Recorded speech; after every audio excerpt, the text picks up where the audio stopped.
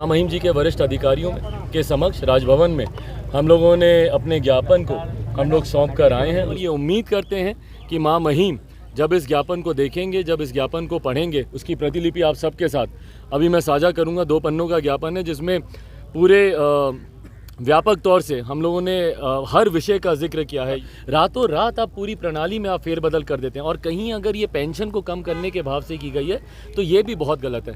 आज युवा सड़क पर हैं, आज वो भ्रमित हो रहे हैं, आज वो आक्रोशित हो रहे हैं। अगर उन्हीं को इस नीति का लाभ नहीं मिल रहा तो इस नीति को बनाने का फायदा क्या। केंद्र सरकार की भी जिम्मेदारी बनती है कि हर उस राज्य में जहाँ पे प्रदर्शन इतना उग्र हो रहा है, युवाओं के साथ एक कम्युनिकेशन का रास्ता कम से कम खोलें। शांतिपूर्वक तरीके से भी आप अपना विरोध दर्ज करा सकते हैं। जिस तरीके से पिछले 3 दिन से बिहार ही नहीं पूरा देश चल रहा है, ये एक माध्यम है बताने का कि भैया शांतिपूर्वक तरीके से भी आप अपने विरोध को दर्ज करा सकते हैं। इसी उद्देश्य के साथ हम लोग एक मेमोरेंडम के साथ, एक ज्ञापन के साथ हम लोग निकले थे। मां महिम जी से हम लोग मुलाकात करना चाहते थे। रास्ते में ही हम लोग के मार्च को रोका गया।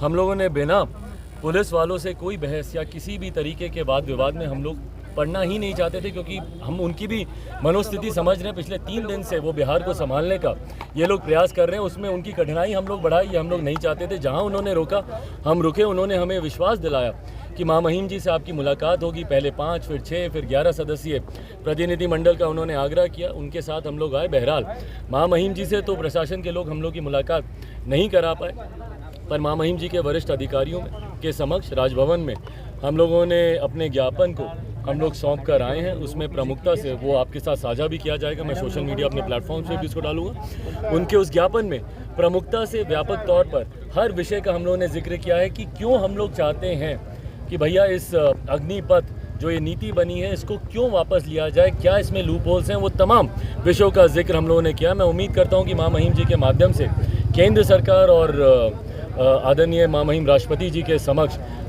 बिहार की परिस्थिति और हम लोग की जो मांग है इस नीति को वापस लेने की, वो उनके समक्ष पहुंचे। क्यों नहीं मुलाकात हो पाई, क्या बनी हुई है, बिहार के सीएम क्यों चुप हैं?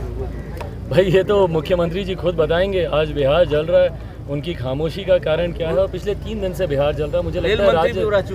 मुझे लगता है कि राज्य सरकार की तरफ से भी ये पहल होनी चाहिए कि युवाओं से बातचीत करें। भाई एक प्लेटफॉर्म तो आप देंगे, एक विंडो तो खोलनी पड़ेगी ना युवाओं से कम्युनिकेट करने की। आप इसी तरीके से उनके आंदोलन को क्रश करने का प्रयास करेंगे, लाठी चलेगी, ये चलेगी, तो ये उग्रता और बढ़ती जाएगी। जब तक वो विंडो नहीं मिलेगा कम्युनिकेशन का, तब तक मुझे नहीं लगता कि परिस्थितियाँ संभलेंगी। राज्य सरकार, यकीनन ये केंद्र सरकार की नीति है, संभवतः राज्य सरकार इसमें हस्तक्षेप ना करना चाहे तो केंद्र सरकार की भी जिम्मेदारी बनती है कि हर उस राज्य में जहां पे प्रदर्शन इतना उग्र हो रहा है, युवाओं के साथ एक कम्युनिकेशन का रास्ता कम से कम खोलें। और ये उम्मीद करते हैं कि मां महिम जब इस ज्ञापन को देखेंगे, जब इस ज्ञापन को पढ़ेंगे, उसकी प्रतिलिपि आप सबके साथ अभी मैं साझा करूंगा। 2 पन्नों का ज्ञापन है जिसमें पूरे व्यापक तौर से हम लोगों ने हर विषय का जिक्र किया है। युवा का, सेना की गरिमा का भी। भैया दशकों से अगर एक प्रणाली चली आ रही है तो कोई तो कारण होगा सेना में भर्ती की प्रणाली को इस तरीके से चलने का। रातों रात आप पूरी प्रणाली में आप फेरबदल कर देते हैं और कहीं अगर ये पेंशन को कम करने के भाव से की गई है तो ये भी बहुत गलत है। ना सेना रोजगार देने की फैक्ट्री है, ना सेना पेंशन को कम करने की प्रयोगशाला बन सकती है। सेना में भर्ती देश पे न्यौछावर होने के जज्बे के साथ लोग जाते हैं। उसको शॉर्ट टर्म कोर्स के तौर पर या उसको कॉन्ट्रैक्ट बेसिस पे नौकरी के तौर पर उसको देखना उचित नहीं है। तमाम बातों को हम लोगों ने राजभवन में मां महिम जी के समक्ष हम लोगों ने रखा है। उम्मीद करते हैं कि ये बातें केंद्र सरकार तक जाएं, बिहार के सही हालात केंद्र सरकार तक मां महिम के माध्यम से पहुंचे। इसमें अमेंडमेंट्स कर रहे हैं, डे 1 से इसमें संशोधन सामने आ रहे हैं। कभी आयु इसमें बढ़ाई जा रही है, 21 से 23 की गई या 5 वर्ष की गई। कभी आप इसमें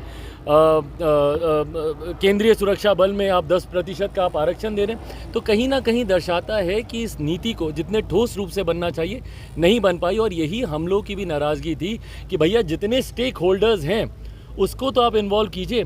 आपने किसान कानून किसानों के लिए बनाया, किसान ही खुश नहीं थे तो फ़ायदा क्या उस कानून को बनाने का।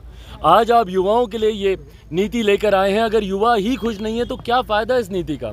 आज युवा सड़क पर हैं, आज वो भ्रमित हो रहे हैं, आज वो आक्रोशित हो रहे हैं। अगर उन्हीं को इस नीति का लाभ नहीं मिल रहा तो इस नीति को बनाने का फ़ायदा क्या। और जिस तरीके से ये आगजनी हो रही है, बार बार हम लोग कह रहे हैं कि कम्युनिकेशन की विंडो खोलिए, उन युवाओं से बात कीजिए। जिला स्तर पे अपने जनप्रतिनिधियों की जिम्मेदारी लगाइए या प्रशासन की जिम्मेदारी लगाइए या राज्य के स्तर पर एक प्रतिनिधिमंडल आमंत्रित कीजिए युवाओं का जो आकर उनसे बात करे। बट बहरहाल ये बात पहले ही हो जानी चाहिए थी। सारे स्टेक होल्डर से। और जब सेना जैसे विषय पर अगर आप कोई निर्णय ले रहे हैं तो मुझे लगता है कि इसमें सर्वदल की सहमति होनी ज़रूरी है। सत्ता पक्ष हो विपक्ष हो, सबकी बातों को सुनना ज़रूरी है इतना बड़ा निर्णय लेने से पहले। और यहाँ तो दिख ही रहा है भैया कि हम लोग की तो पार्टी को नहीं पूछा गया, पर दिख ही रहा है कि आपने अपने गठबंधन के घटक दलों को भी नहीं पूछा। जिस तरीके से जनता दल यूनाइटेड भी इसके विरोध में है और तमाम विपक्षी दल तो इसके विरोध में है, तो ये अपने में दर्शाता है कि भैया इसमें राय मशवरा नहीं किया गया, सर्वदल की सहमति इसमें नहीं ली गई। जितने स्टेक होल्डर्स हैं, उनके जितने हितधारक हैं, उनकी बातों को इसमें नहीं शामिल किया गया। और यही कारण है कि भैया रोज़ आपको इसमें फेरबदल करने